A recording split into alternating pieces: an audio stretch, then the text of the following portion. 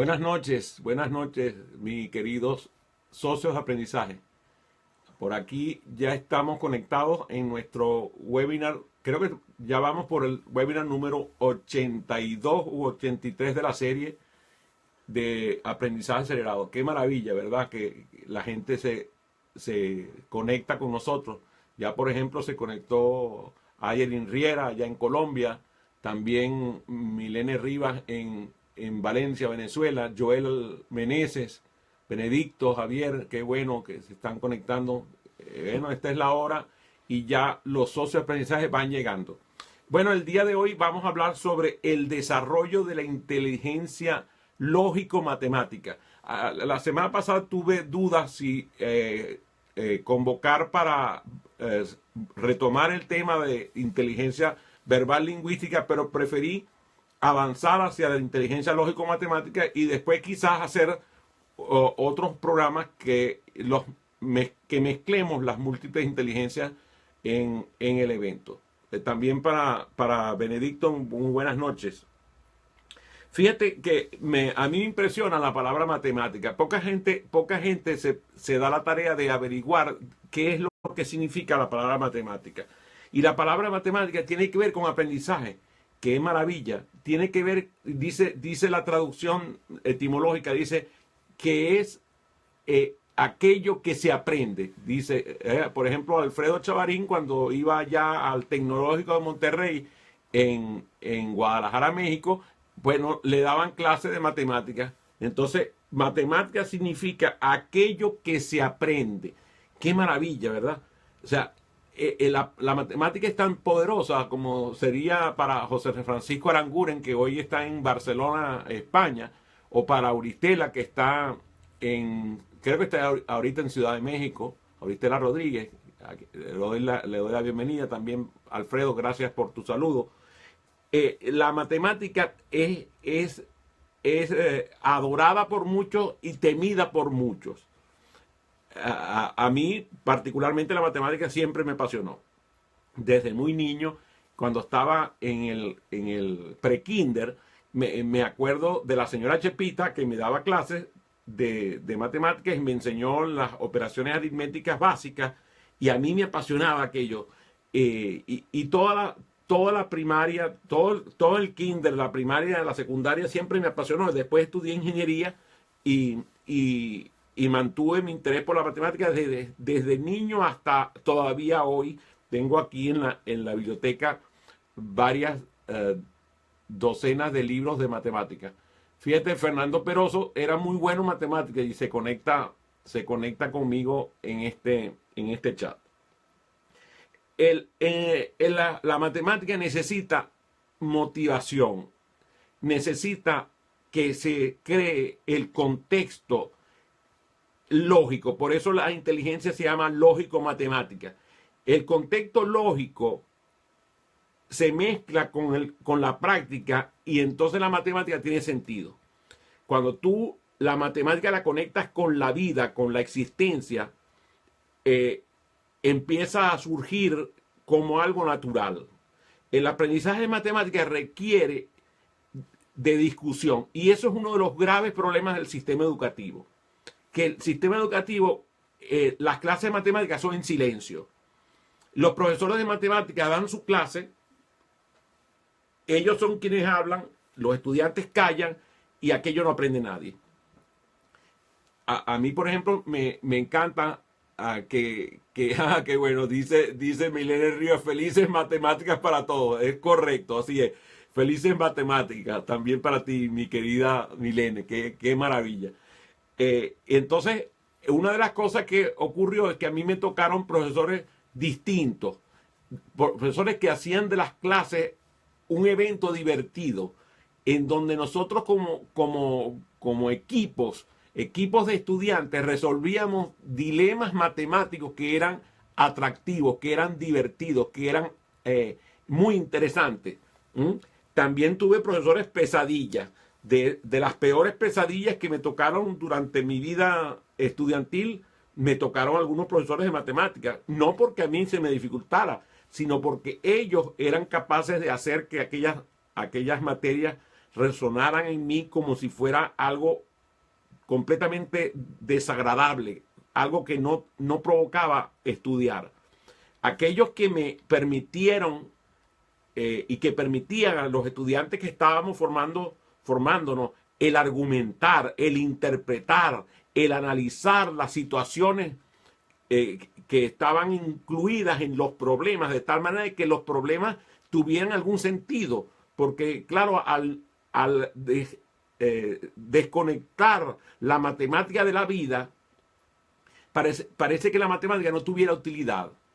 En el caso nuestro, pues teníamos profesores que hacían actividades para vincular la matemática a la vida real, a la vida humana, al cuerpo humano, a los eventos, por ejemplo, meteorológicos, a las máquinas, al funcionamiento de todo lo que está alrededor de nosotros. Cuando nosotros podemos relacionar la matemática con la botánica, la matemática con los edificios, la matemática con los fenómenos atmosféricos, la matemática comienza a traer sentido. Si nosotros además se nos cultiva el pensamiento deductivo y el pensamiento inductivo, esa combinación hace que nosotros tengamos curiosidad. Las mejores mentes matemáticas provienen de la curiosidad. Aquellas personas que curiosean el universo, ya sea el microuniverso o el macrouniverso, curiosean, hacen que la matemática tenga sentimientos, tenga sensaciones. Por eso no es nada raro que la paternidad de la matemática tenga la misma generación que la paternidad de la música. La música y la matemática tienen al mismo padre, a Pitágoras. Y Pitágoras, que es el padre de la matemática, el padre de la música, nos mostró el camino de educar en matemáticas. Cuando tú quieres educar a la gente en matemáticas, lo educas en música. Pero fíjate, qué casualidad. La mayoría de las personas son analfabetas musicales. No saben leer música, no saben teoría, no saben solfeo, no conocen apreciación musical, les cuesta muchísimo entender la complejidad de la música y entonces, claro, por ende, tampoco comprenden la complejidad de la matemática. Si nosotros podemos potenciar en el estudiante su creatividad, su imaginación y la innovación, el estudiante propendrá a realizar la base del crecimiento de la matemática en su cerebro, que son las hipótesis.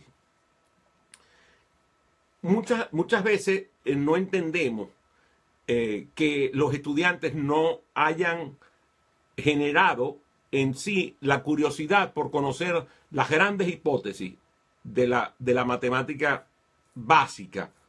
Yo me acuerdo cuando yo leí por vez primera El hombre que calculaba, por ejemplo, ese extraordinario libro, o que me tocaba leer La matemática de Baldor, o los libros árabes sobre matemática, que son traducciones. Yo no conozco el idioma árabe, pero leí traducciones de libros árabes que eran escritos por matemáticos y eran apasionantes.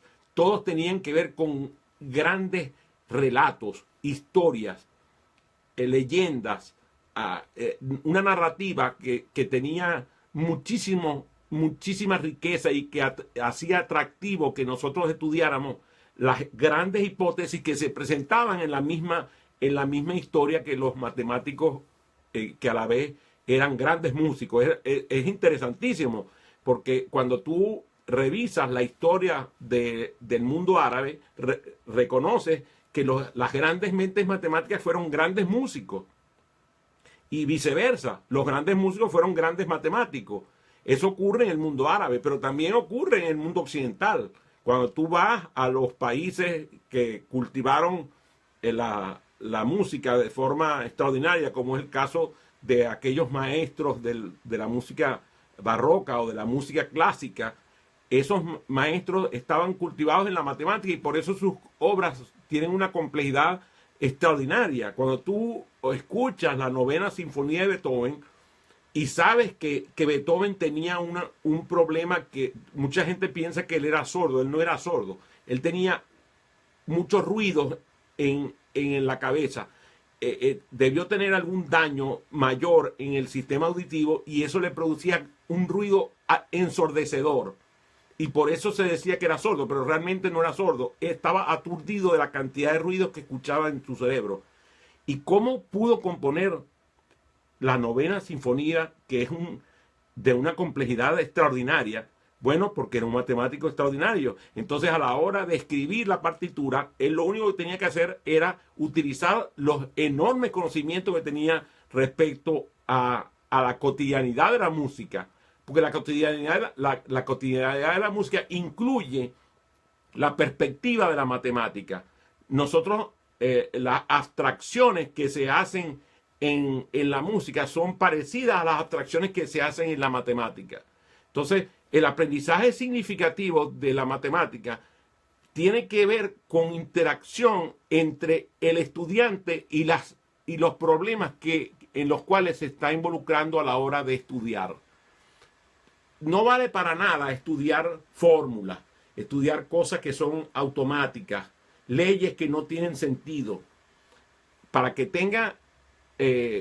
se involucre y se incorpore el aprendizaje de la matemática, el aprendizaje tiene que estar relacionado con situaciones, problemas que se le ponen al estudiante para que los resuelva. Y la mejor forma de resolver problemas es en equipo.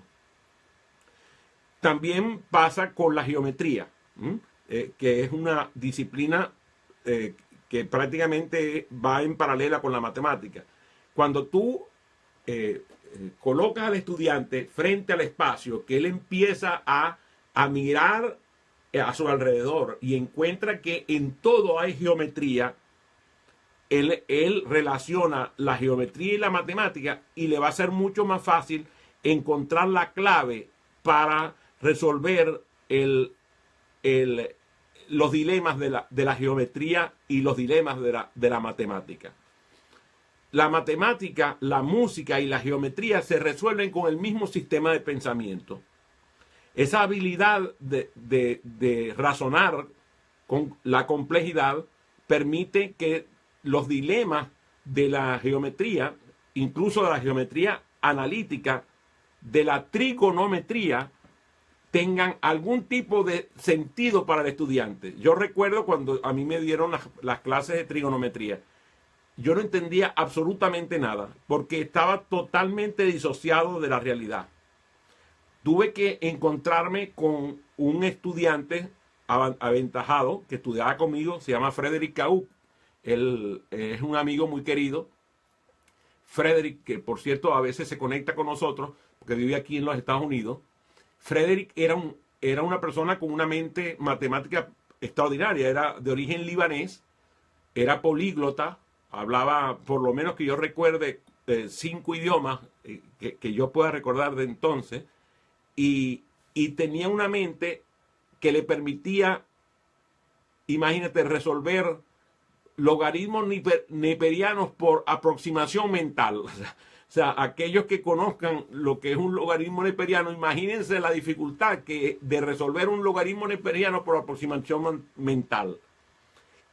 Cuando iba a las clases, él se divertía con la clase, pero se divertía porque el profesor no entendía que él sabía mucho más que el profesor de la materia. Entonces, a la hora de sentarme a conversar con él de matemáticas y de resolver los problemas que nos estaba poniendo el profesor, la aproximación que le daba a aquello era de divertirse resolviéndolo. Entonces, a mí que estaba angustiado porque no entendía la trigonometría, él me la hizo entender mirándola en la vida, mirando cómo funcionaba la trigonometría en cada uno de los procesos con los cuales estaba involucrado. Decía que algunas estrategias que yo recomiendo para educar en matemática es llevar la matemática al contexto de las actividades cotidianas que permitan que el estudiante conciba y resuelva los problemas que son abstractos, que entienda que es mucho más importante entender el proceso que encontrar la respuesta correcta. Pero resulta que el sistema evaluativo nuestro premia la respuesta correcta, cuando debería es respetar y premiar el proceso. Si el estudiante entiende el proceso, en algún momento llega la respuesta correcta.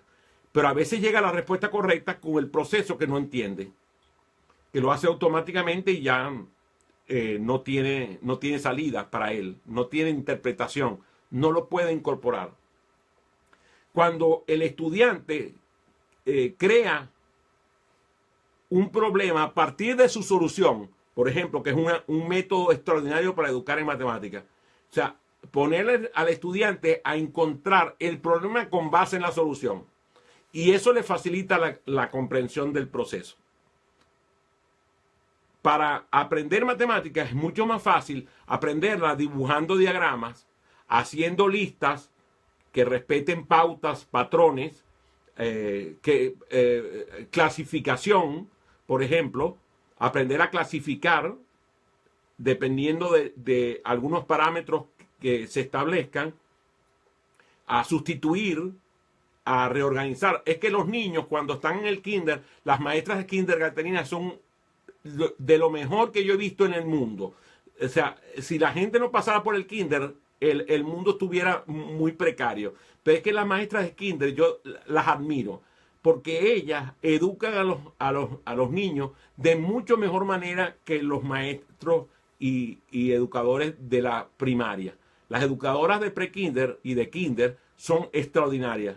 Y yo he visto las clases de kindergarten y son divertidísimas. Yo nunca he visto un kindergarten que la gente esté calladita y sentadita y sin moverse. En cambio, en la primaria lo he visto hasta el cansancio.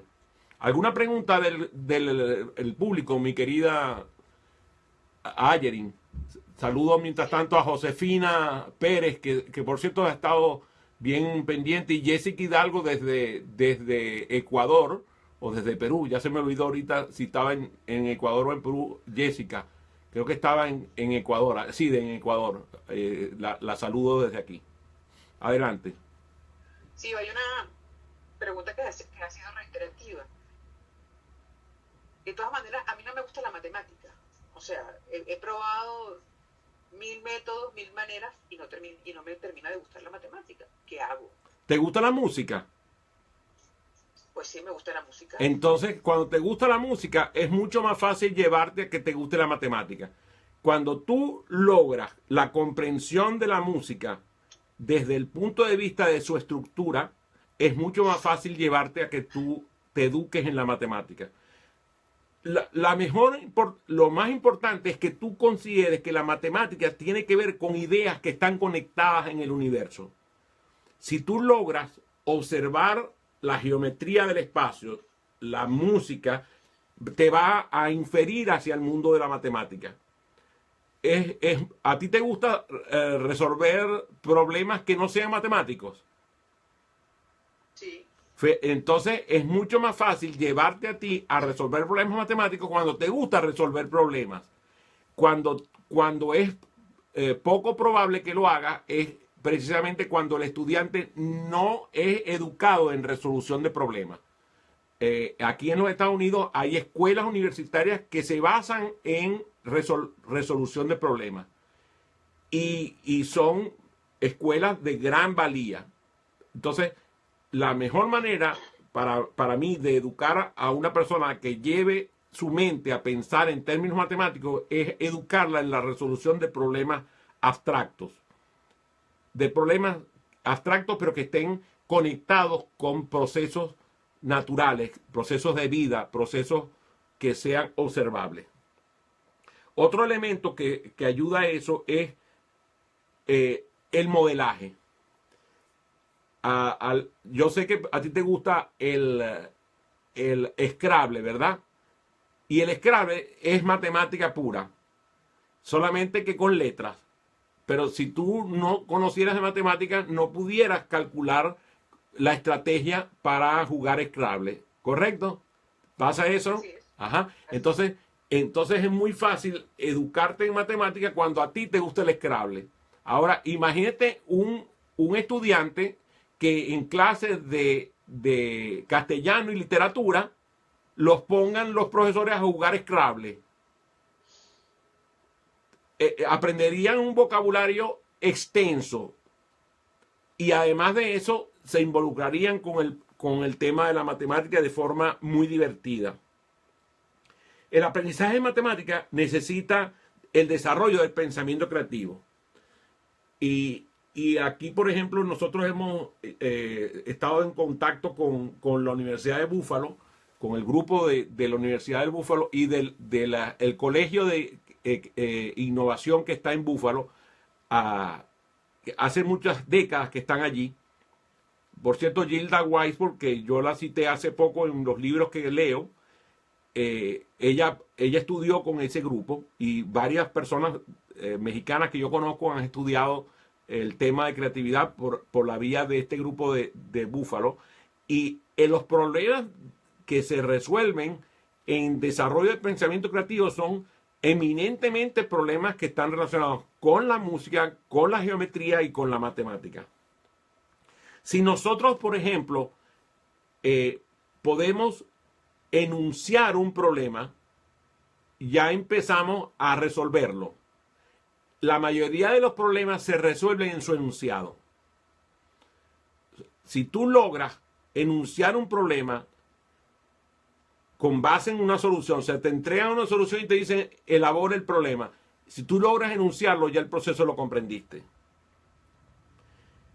El desarrollo del pensamiento creativo debe estar combinado con el desarrollo del pensamiento lógico. Y la verdad es que poca gente estudia lógica formal porque los profesores de lógica formal son extremadamente aburridos.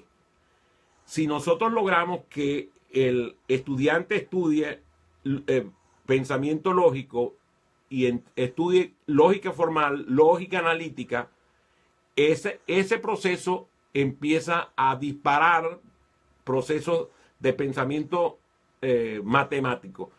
O sea, no hay forma de pensar de forma lógica que no te conduzca al mundo de la matemática. Un elemento que es fundamental son las preguntas. Aquellos estudiantes que cuestionan todo, dice Benedicto, a través de juegos se puede desarrollar el pensamiento lógico, matemático, por ejemplo, el dominó, las damas chinas, el ajedrez, entre otros. Claro, así es. Por ejemplo, estoy seguro que no te es ajeno, Benedicto, el juego del Pente, Pentai, Go, los tres juegos japoneses que son estratégicos. Bueno, los japoneses han cultivado la matemática a través del juego del Go, que es el más complejo de esos tres que acabo de nombrar, el Pente, el Pentai y el Go. Se juegan en el mismo tablero y tienen la misma característica del ajedrez, que es un juego estratégico. Los juegos son maravillosos. Gracias por eso. Precisamente cuando se desarrolla, como dice Benedicto, un ambiente lúdico, el ambiente lúdico y práctico incrementa el interés del estudiante por la materia de la matemática. Gracias por ese aporte magnífico. Tengo una pregunta. Adelante, Milene. Y una pregunta de desafío para todo el grupo. Ajá. Por favor, acércate un poquito al micrófono para que te escuchen de... ¿Cuál sería un ejemplo en la vida real de una derivada? Ajá, un ejemplo real de una derivada, pregunta Milene. A ver, un ejemplo real de una derivada. A ver, mi auditorio, ¿qué me dicen? Ayúdenme que estoy en problemas. Me han puesto un problema matemático. A ver, Jacobo Chic, que se conecta desde alguna parte del mundo, un amigo de muchísimos años atrás. A ver, ayer nos está desafiando Milene un ejemplo práctico de resolución de una derivada. Tremendo desafío que nos han puesto, Milene. A ver, Milene nos ilumina. A ver, Milene. Bueno, es que es una pregunta que yo también me hago, ¿verdad? Pero es que dice, el concepto de derivada es una función límite hacia el cual tiende la razón entre el incremento de la función y el correspondiente variable independiente del producto. Ok. Y ese incremento tiende a cero.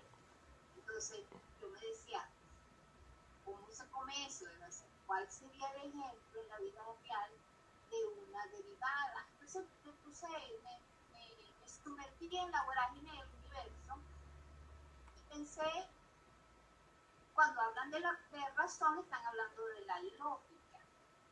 Se incrementa una función cuando la variable independiente va bajando. Es decir, cuando atrapamos lo que no podemos atrapar, entonces se genera una derivada. Así lo entendí yo. Bueno, fíjate, Lelio Milili nos escribe desde Argentina, desde Rosario, Argentina, y nos dice que muchos odian la matemática porque se les ha dicho que no sirven para nada y que los beneficios que traerá, y no se les muestran los beneficios que le traerá a su vida. Entonces, ¿cuál será el beneficio de conocer de derivadas?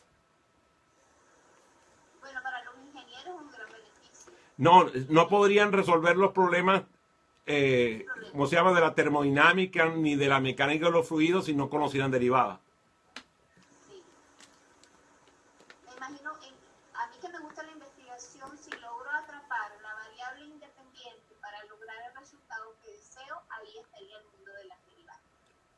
Si la variable, la independiente, disminuye, si la puedo llevar a cero en el campo de la incertidumbre, pues entonces yo puedo controlar mi experimento para lograr lo que yo deseo.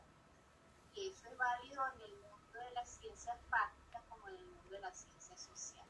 Si cuando tú, por ejemplo, te montas en un tren y piensas que el tren no tiene fricción y que el riel no existe, sino que el tren va sin ningún tipo de fricción que lo limite, si el tren va a una cierta velocidad, puedes calcular con derivadas en qué momento se va a detener el tren. Y claro, te vas poniendo las diferentes variables a soporte y la derivada te da la solución de cualquier problema que tenga que ver con velocidad, aceleración, dirección y sentido.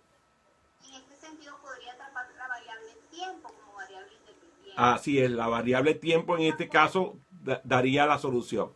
Pero no solamente... El aire no va sobre los rieles, sino flotando sobre ellos. Muy bien. Entonces, sería maravilloso. Dice Iván García, dice totalmente de acuerdo, resolver problemas complejos lo practico con mi hija de 5 años. Ese razonamiento complejo pues hace que la estructura de la matemática y las mismas relaciones rítmicas que se producen hagan que los números tengan vida.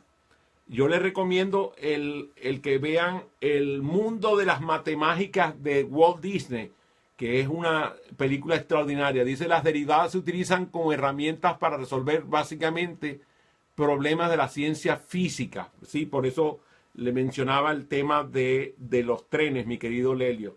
Ojalá que el tren de la vida me lleve pronto allá a Rosario, Argentina. ¿Cómo estamos de tiempo, Ayerin? Nos quedan 2 minutos. Bueno, ustedes saben, la semana que viene es el 27 de diciembre.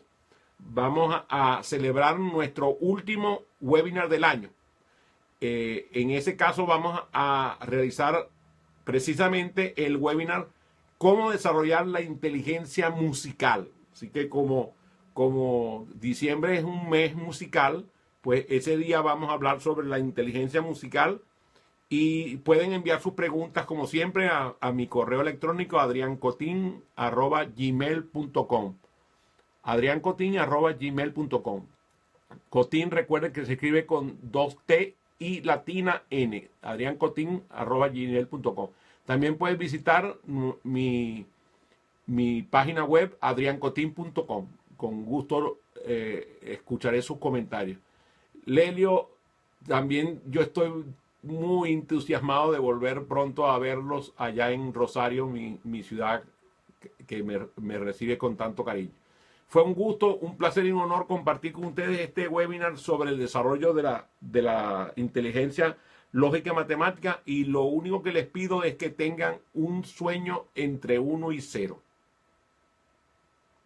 Nos vemos como siempre en el espejo.